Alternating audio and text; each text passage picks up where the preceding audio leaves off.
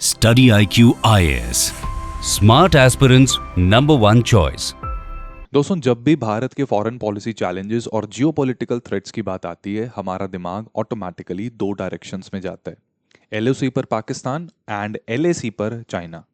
हम हमेशा इन्हीं दो फ्रंट लाइंस के बारे में सोचना शुरू कर देते हैं। लेकिन पिछले कुछ वक्त से नई दिल्ली के डिप्लोमेटिक कॉरिडोर्स यानी कि साउथ ब्लॉक में बैठे बाबुओं का ब्लड प्रेशर चाइना या पाकिस्तान ने नहीं बल्कि किसी और ने बढ़ा रखा है। ये एक ऐसा देश है जो भारत के लिए स्ट्रेटेजिकली हमेशा इंपॉर्टेंट रहा है, लेकिन प्रॉबेबली हमने इसे उतना तवज्जो नहीं दिया मे बी, या फिर टेकन फॉर ग्रांटेड लिया है। मैं बात कर रहा हूं हमारे पड़ोसी और ऐतिहासिक रूप से एक बहुत ही करीबी दोस्त की, जो कि कौन है? नेपाल। नेपाल एक ऐसा देश है जिसके साथ हमारा सदियों पुराना रोटी बेटी का रिश्ता रहा है, जहां दोनों साइड्स के लोग, इनके लिए बॉर्डर हमारा हमेशा ओपन रहा है। आज वही नेपाल भारत की फॉरेन पॉलिसी के लिए एक बहुत बड़ा और कॉम्प्लेक्स सिरदर्द बनता जा रहा है। And the question is why? अचानक क्या हो गया?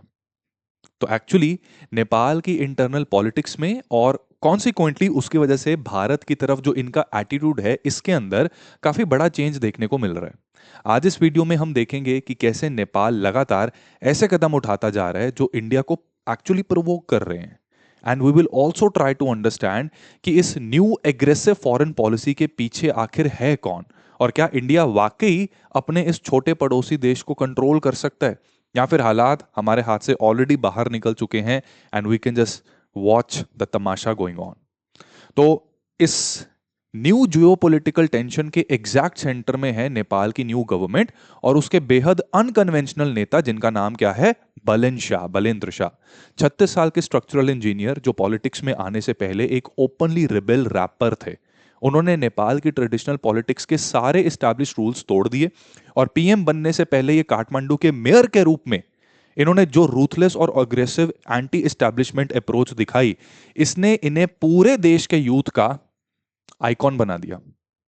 आज इनके पास नेपाल के यूथ का एक हिस्टोरिक और मैसिव मैंडेट है। बैलेंस शाह एक टिपिकल सूट बूट वाले नपा तुपा बोलने वाले पॉलिटिशियन नहीं है। इन्हें डिप्लोमेसी की पॉलिश्ड भाषा से ज्यादा direct, radical and on the face actions पसंद है। इन्होंने अपने लोगों से कई प्रोमिसेस किए हैं, जैसे transparent governance, annihilation of corruption and most importantly Nepal की फॉरेन पॉलिसी को टोटली इंडिपेंडेंट और अनअपोलोजेटिक बनाने का प्रॉमिस। इनका विजन क्या है? It is quite clear in his mind कि नेपाल किसी भी बड़े देश का छोटा भाई बनकर नहीं रहेगा, और नेपाल का जो जेंजी है ये इनके पीछे एक मजबूत दीवार बनकर खड़ा हुआ है, क्योंकि उन्हें लगता है कि पहली बार नेपाल को एक ऐसी लीडरशिप मिली है जो बड़ी ग्लोबल पावर्स की आंखों में आंखें डालकर बात करने का दम रखती है। एंड बलन शाह के इस रेडिकल एटीट्यूड का सबसे पहला और सबसे शॉकिंग झटका पता है किसको मिला? भारत को। हिस्टोरिकली देखा जाए तो जब भी इंडिया का कोई भी टॉप डिप्लोमेट या फॉरेन सेक्रेटरी नेपाल विजिट करते हैं, तो वहां के टॉप लीडर्स, चाहे वो प्राइम मिनिस्टर हो या प्रेसिडेंट, ये इनसे स्मूथली मिल लिया करते थे। And this was an unwritten accepted norm, क्योंकि इंडिया का इन्फ्लुएंस नेपाल में रहा ही हमेशा इतना डोमिनेंट है। लेकिन न्यू गवर्नमेंट ने आते ही एक बहुत बोल्ड प्रोटोकॉल चेंज अनाउंस कर दिया है। तो बुलंद शाह की गवर्नमेंट ने यह अनाउंस किया है, साफ कहा है कि अब से नेपाल की टॉप लीडरशिप सिर्फ और सिर्फ इक्वल स्टेचर के फॉरेन डिग्निटरीज से ऑफिशियली मिलेगी। यानी दूसरे देश का पीएम या प्रेसिडेंट अगर आता है तो ही नेपाल के पीएम के साथ उनकी 1-to-1 मीटिंग अरेंज होगी, फॉरेन सेक्रेटरी को नहीं मिलेगी। ये आम जनता के लिए एक छोटा सा प्रोटोकॉल चेंज हो सकता है, लेकिन डिप्लोमेटिक सर्कल्स में दोस्तों, you will agree, this is a massive and very aggressive statement. ये इक्वल स्टेचर पॉलिसी का डायरेक्ट नतीजा पता है क्या निकला? इंडिया के फॉरेन सेक्रेटरी विक्रम मिश्री, इनका एक बड़ा क्रूशल और केयरफुली प्लान्ड नेपाल का विजिट था, इसको एब्रप्टली कैंसिल करना पड़ा। And this is an unprecedented diplomatic snub for India. Nepal की साइड से नई दिल्ली को एक बहुत क्लियर, लाउड और कड़वा मैसेज भेजा गया है कि पुराने दिन अब गुजर चुके हैं। नेपाल अब भारत की स्फेयर ऑफ इन्फ्लुएंस वाली सबमिसिव टेरिटरी नहीं है। अगर नेपाल से आगे इन फ्यूचर कोई भी बात करनी है तो टर्म्स बराबरी की रखनी होंगी। इस एक सिंगल इंसिडेंट ने साबित कर दिया कि नेपाल की ये न्यू रिजीम पुराने प्रोटोकॉल्स की कतई परवाह नहीं करती भाई, और वो इंडिया को डिप्लोमेटिक फ्रंट पर ओपन चैलेंज करने से बिल्कुल पीछे नहीं हटने वाली। बैलेंस मतलब स्वैग तो है भाई। And more over, diplomatic snub तो बस एक शुरुआत है। रियल झटका पता है कब लगा? जब नेपाल ने अपने सॉवरन मसल्स ट्रेड और इकोनॉमी के मैटर्स में फ्लेक्स करने शुरू कर दिए। भारत और नेपाल के बीच हिस्टोरिकली एक बड़ा ना सीमलेस ट्रेड हमेशा से रहा है। लेकिन आपको पता है रिसेंटली नेपाल ने इंडियन इंपोर्ट्स के ऊपर बहुत एग्रेसिव स्टांस लेना शुरू कर दी है। नेपाल ने हमारे मैंगोज और बनानास के ऊपर एक ब्लैंकेट बैन लगा दिया है। अभी रिसेंटली वहां की गवर्नमेंट ने अचानक इंडियन मैंगोज के इंपोर्ट के ऊपर रोक लगा दी है। और रीजन क्या दिया है कि हमारे मैंगोज के अंदर पेस्टिसाइड रेजिड्यू परमिसिबल लिमिट से ज्यादा है और बॉर्डर पर प्रॉपर क्वारंटीन फैसिलिटीज नहीं है। तो देखो, टेक्निकली अपनी जगह से देखो ठीक है, पर इसके पीछे का जो जियोपॉलिटिकल सिग्नल है ना, this is very clear. Nepal अब सिंपली इंडियन गुड्स को ब्लाइंडली एक्सेप्ट नहीं कर रहा, वो अपने लोकल फार्मर्स को प्रमोट कर रहे हैं और इंडियन मार्केट मतलब इसकी डोमिनेंस को चैलेंज करने की कोशिश कर रहे हैं। एंड बात सिर्फ मैंगोज तक की नहीं है। पिछले कुछ वक्त में ऐसी और भी बहुत सारी कंट्रोवर्सी सामने आई हैं, जैसे नेपाल का 100 रुपए का करेंसी नोट, लीपू लेक, इसमें जो प्रिंट हुआ ना उसमें लीपू लेक, लिम्पियादुरा और काला पानी, जो कि इंडिया के साथ इनकी डिस्प्यूटेड टेरिटरीज हैं and it has been Indian territory since 1962 China war. लेकिन नेपालियों ने ओपनली इस टेरिटरी को नेपाल का हिस्सा दिखाया है और अपने नए नोट के ऊपर प्रिंट कर दिया। Don't you think it is a direct provocation? Nepal deliberately it's trying to de Indianise its economic and political policies, और उनका मैसेज क्या है कि वो इंडिया की शैडो में नहीं रहना चाहते। ठीक है, I hope you get the point. So trade dispute फिर भी एक इकोनॉमिक हेडेक है, लेकिन सबसे बड़ा और इमोशनल ब्लो जो इंडिया को मिला है ना, वो पता है कहाँ? वो मिलिट्री फ्रंट के ऊपर मिला है। लेजेंडरी गोरखा रेजिमेंट के बारे में तो आपने सुना होगा। तो सदियों से आयो Gorkhali, this was the war cry जो इंडियन आर्मी का एक इंटेग्रल और प्राउड हिस्सा रहा है। लेकिन आज सिचुएशन ये है कि नेपाल ने अपने गोरखा जवानों को इंडियन आर्मी में ज्वाइन करने से प्रैक्टिकली रोक दिया है। और इसके पीछे का जो रूट कॉज बताया है वो ये है कि इंडिया की जो न्यू अग्निपथ स्कीम है, नेपाल गवर्नमेंट का साफ कहना है कि ये स्कीम 1947 के ट्राइपातीत एग्रीमेंट जो इंडिया, नेपाल और यूनाइटेड किंगडम के बीच हुआ था उसका डायरेक्ट वायलेशन है। ट्राइपातीत एग्रीमेंट इंश्योर करता था कि इंडियन आर्मी में सर्व करने वाले गोरखास को इक्वल पे, फैसिलिटीज और रिटायरमेंट के बाद लाइफ लॉन्ग पेंशन मिलेगी। लेकिन क्योंकि अग्निपथ स्कीम के अंडर 4 साल के बाद 75% सोल्जर्स को बिना किसी पेंशन के रिटायर कर दिया जाएगा, right? So it's a violation and we have to give this point to Nepal कि आर्गुमेंट उनका देखो लॉजिकल है। एक 21 साल का कॉम्बैट ट्रेंड गोरखा जब 4 साल बाद बिना पेंशन के वापस नेपाल जाएगा, तो ऑलरेडी वहां पर अनएम्प्लॉयमेंट इतनी ज्यादा है, तो वो वहां करेगा क्या? ये उनके देश के इंटरनल सिक्योरिटी स्ट्रक्चर के लिए एक टिकिंग टाइम बॉम्ब बन सकता है। और ये इंडिया के फॉरेन पॉलिसी मेकर्स और डिफेंस एस्टैब्लिशमेंट के लिए एक काफी बड़ा स्ट्रेटेजिक लॉस भी है, जिसने हमारी एलीट फोर्सेस की स्ट्रेंथ के ऊपर एक डायरेक्ट इम्पैक्ट डाला है, राइट? तो अब यहां पर एक सबसे बड़ा सवाल, ठीक है, द मिलियन डॉलर क्वेश्चन, वो ये बनता है कि अगर नेपाल इतना एग्रेसिव होता जा रहा है, हमारे इंपोर्ट्स बैन कर रहा है, न्यू मैप बना रहा है और गोरखा रिक्रूटमेंट को रोक दिया है, तो क्या इंडिया बस चुपचाप बैठकर देखता रहेगा? और can India actually respond and bring Nepal in line? सबसे शॉर्ट और एकदम ब्लंट आंसर है, कर सकते हैं। हम नेपाल को 2 सेकंड में लाइन पर ला सकते हैं। इंडिया के पास इस वक्त इतनी लीवरेज है कि वो चाहे तो कुछ ही दिनों में नेपाल एंड खासकर बुलंद शाह को एक रियलिटी चेक दे सकता है। नेपाल के मुकाबले एक जियोपॉलिटिकल जायंट है। नेपाल तो बेचारा एक लैंडलॉक देश है जो तीनों तरफ से इंडिया से घिरा हुआ है। उनके पास समुंदर तक का डायरेक्ट एक्सेस नहीं है। उनकी बेसिक सर्वाइवल लाइंस इंडिया के हाथ में है। अगर साउथ ब्लॉक तय कर ले कि न्यू नेपाल की गवर्नमेंट को एक सबक सिखाना है हमें, तो हमारे पास हथकंडों की ना कमी नहीं है। ऐसी काफी स्ट्रैटेजीज और चोक पॉइंट्स हैं जिन्हें प्रेस करते ही नेपाल की इकोनॉमी और एडमिनिस्ट्रेशन घुटनों पर आ सकती है। और अगर इंडिया सच में हार्ड पावर यूज करने पर उतर आया, तो नेपाल को लाइन पर लाने के लिए हमें किसी मिलिट्री एक्शन की जरूरत नहीं पड़ेगी। इंडिया के पास ऐसे कई जियो इकोनॉमिक लीवर्स हैं जो बिना एक भी गोली चलाए पूरे नेपाल को ठप कर सकते हैं। सबसे बड़ा लीवर पता है क्या है? Transit choke points. लैंडलॉक्ड होने के कारण नेपाल का 60% से ज्यादा फॉरेन ट्रेड अकेले इंडिया के थ्रू होता है। उनके पास समंदर का रास्ता नहीं है, इसलिए कोलकाता और हल्दिया पोर्ट्स ये नेपाल की लाइफलाइन के बराबर हैं। अगर इंडिया बॉर्डर पर सिर्फ टेक्निकल चेक या कस्टम्स क्लियरेंस के नाम पर ट्रक्स को रोकना शुरू कर देना, तो काठमांडू में कुछ ही घंटों में पेट्रोल, डीजल और ये जो medicine and other essential groceries हैं, इनकी भारी शॉर्टेज होना स्टार्ट हो जाएगी। ये चीज हमने 2015 में भी देखी थी वहां पे। कि जब भी बॉर्डर पर सप्लाई लाइंस थोड़ी भी डिसरप्ट होती हैं तो नेपाल की इकोनॉमी क्रैश होने लगती है। दूसरा लीवर जो इंडिया के पास है वो है energy and fuel. Nepal oil corporation है ना, ये 100% इंडियन ऑयल कॉरपोरेशन से क्रॉस बॉर्डर पाइपलाइंस और टैंकर्स के जरिए तेल लेता है। इंडिया चाहे तो फ्यूल सप्लाई की राशनिंग कर सकता है और काफी दिक्कत आ सकती है उससे। और तीसरा लीवर है रिमिटेंस। लाखों नेपाली सिटीजन इंडिया में बिना किसी वीजा के रहते हैं और काम करते हैं। वो हर साल भारत से कमाए हुए लगभग $1 बिलियन वापस नेपाल भेजते हैं, जो वहां की जीडीपी का एक बहुत बड़ा हिस्सा है। अगर इंडिया सिर्फ बैंकिंग रेगुलेशंस को थोड़ा सा स्ट्रिक्ट कर देना तो ये क्रॉस बॉर्डर मनी ट्रांसफर के ऊपर टेम्पररी रिस्ट्रिक्शंस लग सकती हैं, और नेपाल का ये जो डोमेस्टिक हाउस होल्ड इकोसिस्टम है इन रिस्ट्रिक्शंस की वजह से कोलैप्स हो सकता है। तो भाई अपने देश में दम पूरा है, इंडिया में पावर की कमी नहीं है, और क्लियरली अगर हम चाहें तो नेपाल के ये जो रैपर है ना इसकी कवाली बना सकते हैं, लेकिन इंडिया ऐसे करेगा नहीं। And the question is why not? क्योंकि दोस्तों जियो पॉलिटिक्स में एक बहुत बड़ा कॉन्सेप्ट होता है जिसे कहते हैं स्मॉल कंट्री पैराडॉक्स, यानी छोटे देश का विरोधाभास। जब एक बहुत बड़ा और पावरफुल देश अपने किसी छोटे और लैंडलॉक्ड पड़ोसी देश के उसके अगेंस्ट हार्ड पावर या इकोनॉमिक ब्लॉकेड का इस्तेमाल करता है तो डायनामिक्स पूरी तरह से बदलना शुरू हो जाती हैं। ग्लोबल स्टेज के ऊपर बड़े देश को हमेशा एक रीजनल बुली यानी कि एक गुंडा माना जाएगा, चाहे गलती छोटे देश की क्यों ना हो, है ना। छोटा देश प्रोवोक कर रहा है, बड़े देश ऑब्वियसली एक्शन का रिएक्शन होगा।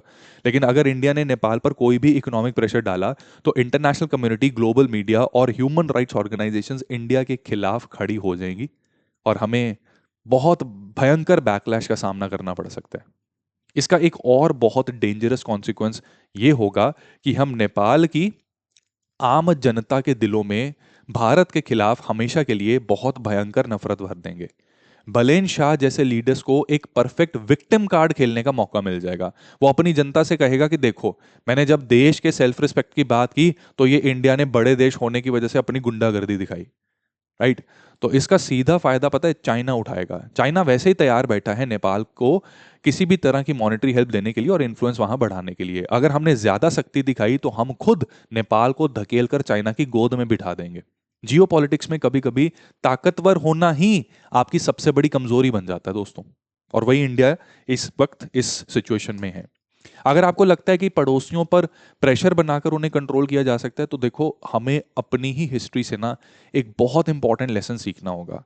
श्रीलंका वाला एलटीटी का जो फियास्को था 1980s का, 1980s का एक ऐसा टाइम था जब इंडिया ने श्रीलंका के इंटरनल मैटर्स में ओपनली इंटरवीन करने का फैसला किया। हमने वहां लोकल तमिल इंसर्जेंसी और एलटीटी यानी liberation tiger of Tamil Ilam, इनके मुद्दे को सॉल्व करने के लिए अपनी इंडियन पीस कीपिंग फोर्सेस को वहां भेज दिया। अब नई दिल्ली में बैठी सरकार को लगा कि भाई हमारी इतनी बड़ी और डिसिप्लिन फौज है, कुछ ही हफ्तों में सब कुछ कंट्रोल कर लेगी और पीसफुल इलेक्शंस कंडक्ट करवा देंगे। लेकिन हुआ इसका बिल्कुल उलट। प्रभाकरन और उसके एलटीटी गुरिल्लाज ने दुनिया की सेकंड लार्जेस्ट आर्मी को जंगल वॉरफेयर में उलझा कर रख दिया। हम वहां ना तो पीस एस्टैब्लिश कर पाए और ना ही श्रीलंका गवर्नमेंट उसका ट्रस्ट जीत सके। हमारे 1100 से ज्यादा बहादुर जवान वहां पर शहीद हो गए और हम ग्लोबली हमारी इमेज के ऊपर एक बहुत बड़ा डेंट पड़ा, एक इंटरफेयरिंग फोर्स का टैग लग गया हमारे ऊपर। लेकिन इस ब्लंडर का आपको पता है सबसे बड़ा और दुखदाई अंजाम क्या निकला? इंडिया ने अपने एक यंग और visionary ex prime minister Rajiv Gandhi को हमेशा के लिए खो दिया। श्रीलंका का ये जो चैप्टर है ना हमारी हिस्ट्री में, ये हमें याद दिलाता है कि पड़ोसी देशों के इंटरनल जियोपॉलिटिकल मुद्दों से में बहुत ज्यादा उंगलीबाजी नहीं करनी चाहिए। नुकसान सिर्फ और सिर्फ हमारा ही होगा। और यही वजह है कि इंडिया नेपाल के मामले में बहुत फूक फूक कर अपने कदम आगे बढ़ाता जा रहा है। अब बलेंद्र शाह और उनकी आरएसपी यानी कि राष्ट्रीय स्वतंत्र पार्टी, इनके पास यूथ का ना एक बड़ा हिस्टोरिक मैंडेट है। इनका कॉन्फिडेंस और नेशनलिज्म अपनी जगह ठीक भी है, ठीक है, we can not challenge that. लेकिन एक नेता को इमोशंस के साथ साथ ग्राउंड रियलिटीज भी समझनी पड़ती हैं। और ग्राउंड रियलिटी ये है कि ज्योग्राफी को आप बदल नहीं सकते। नेपाल लैंडलॉक्ड कंट्री है और अपनी इकोनॉमिक सर्वाइवल के लिए वो स्ट्रक्चरली इंडिया के ऊपर हेविली डिपेंडेंट है। आज की डेट में नेपाल का करीब करीब 63%, इससे ज्यादा टोटल फॉरेन ट्रेड सिर्फ और सिर्फ इंडिया के साथ होता है। उनके टोटल एक्सपोर्ट्स का लगभग 68% हिस्सा इंडियन मार्केट्स में आता है। नेपाल की गाड़ियां जिस पेट्रोल और डीजल से चलती हैं और उनके घरों में जो एलपीजी सिलेंडर चलता है वो 100% भारत से सप्लाई हो रहा है। आप चाहे नए नोट छाप लीजिए या डिप्लोमेटिक प्रोटोकॉल बदल लीजिए, लेकिन इस हार्श सच्चाई को आप नहीं इग्नोर कर सकते कि अगर कल को भारत अपने कोलकाता और हल्दिया या फिर विशाखापट्टनम पोर्ट्स का एक्सेस आपको थोड़ा सा भी रिस्ट्रिक्ट कर दे आपके लिए, तो नेपाल का ग्लोबली थर्ड कंट्री ट्रेड पूरी तरह से आइसोलेट हो जाएगा। बलेन शाह को यह समझना होगा कि फॉरेन पॉलिसी स्ट्रीट रैप की बैटल नहीं है। यहां सॉवरेनिटी और सर्वाइवल के बीच एक बहुत ही डेलिकेट बैलेंस मेंटेन करना पड़ता है। आई होप मतलब रैपर साहब जल्दी टाइम पे समझ जाए तो यही अच्छा है, दोनों देशों के लिए अच्छा है।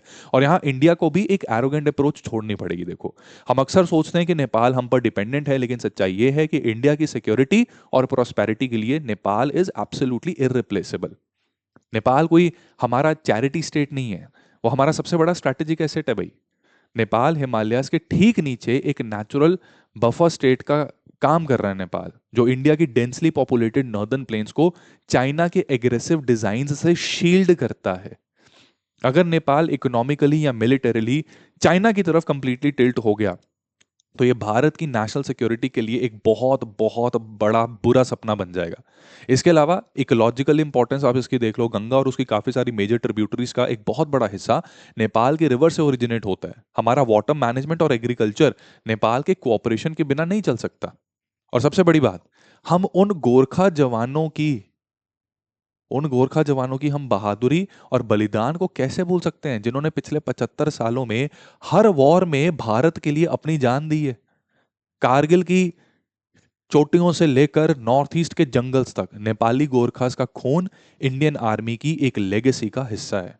इसलिए जब नेपाल की जनता इक्वालिटी और रिस्पेक्ट की डिमांड करती है, तो उनका वो हक बनता है। इंडिया को यह समझना होगा कि नेपाल की अहमियत सिर्फ एक ट्रांजिट रूट की नहीं है, बल्कि एक इक्वल और डिग्निफाइड पार्टनर की है। तो देखो, अब मतलब ये डिस्कशन हम कर रहे हैं, लेकिन अब आगे क्या? तो ये जो पूरा जियोपॉलिटिकल टेंशन का कंक्लूजन है ना, देखो ये क्लियर है कि आइसोलेशन में दोनों कंट्रीज नहीं रह सकते। एक दूसरे से डिप्लोमेटिक चैनल्स बंद कर देना ये दोनों देशों के लिए बहुत फेटल है।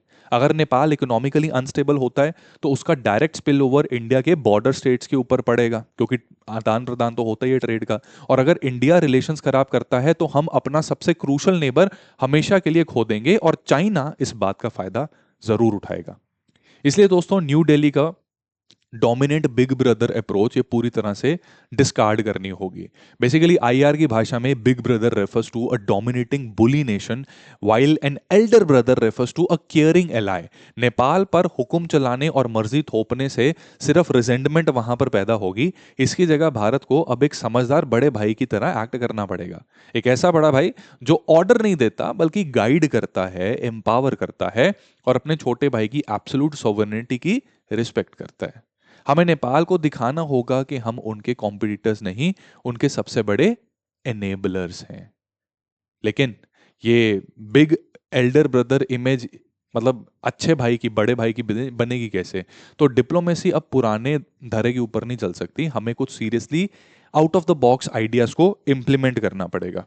ठीक है, तो something that can be done, और थोड़े से रेडिकल आइडियाज में दे रहा हूं। इसमें सबसे पहला, अग्निपथ स्कीम को ना या तो पूरी तरह रिकंसिडर करो, अगर स्क्रैप करना पड़ता है कर दो, या फिर इसमें एक स्ट्रेटेजिक एक्सेप्शन बनाई जाए फॉर गोरखास।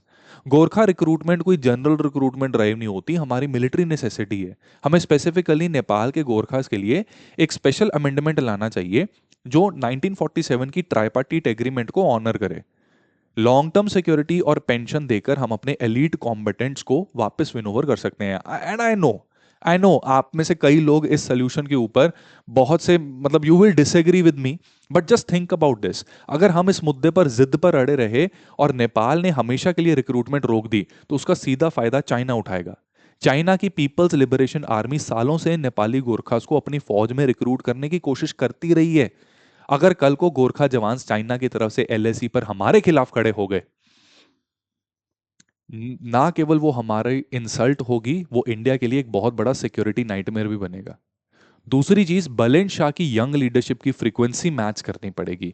एक रैपर टर्न्ड पॉलिटिशियन है ना, इसके डायरेक्ट स्टाइल से डील करने के लिए हमें अपने ट्रेडिशनल डिप्लोमैट्स की जगह यंगर टेक सैवी डिप्लोमैट्स को आगे करना चाहिए, जो जेन जी की वेवलेंथ के ऊपर बात कर सकें। तीसरी चीज, इकोनॉमिक इंटीग्रेशन विदाउट डोमिनेंस।